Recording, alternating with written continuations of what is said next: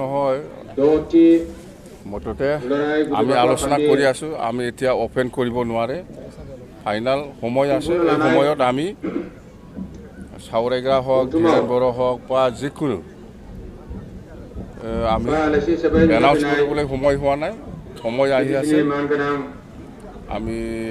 মুঠতে 5-6 দিন এনেকুৱা পিছত মই এনাউন্সমেণ্ট এতিয়া হোৱা নাই যেহেতু ইলেকশ্যন খেলা হ'ব গতিকে বিজেপি কিমানখন আসন এৰি দিব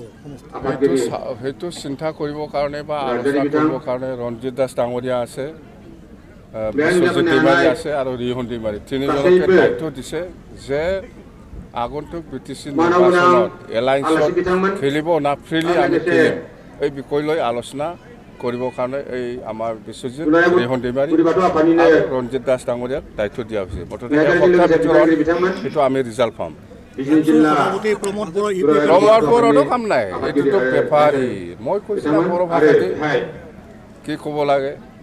ইহঁতে বড়ো ভাষাতে বড়ো সমাজত সোমাই পেলাই খুব বেয়া বেয়া মৰিবস্তক কৈ আছিল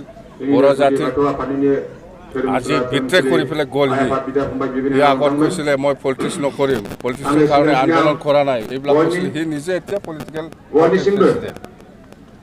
সি আগত বড়ো জাতিৰ খুন লৈ পেলাই নীতি বদলে লাগে ডিজেল পঠাই দিছিলে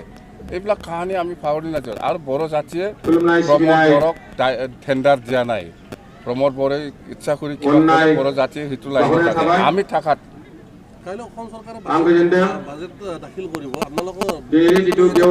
আমাৰ বাজেটটো ঠিকে আছে বাজেট অল ইণ্ডিয়া বা অল আছাম যিকোনো বাজেট প্ৰপৰ্চনেল বাজেটটো আমাৰো আছে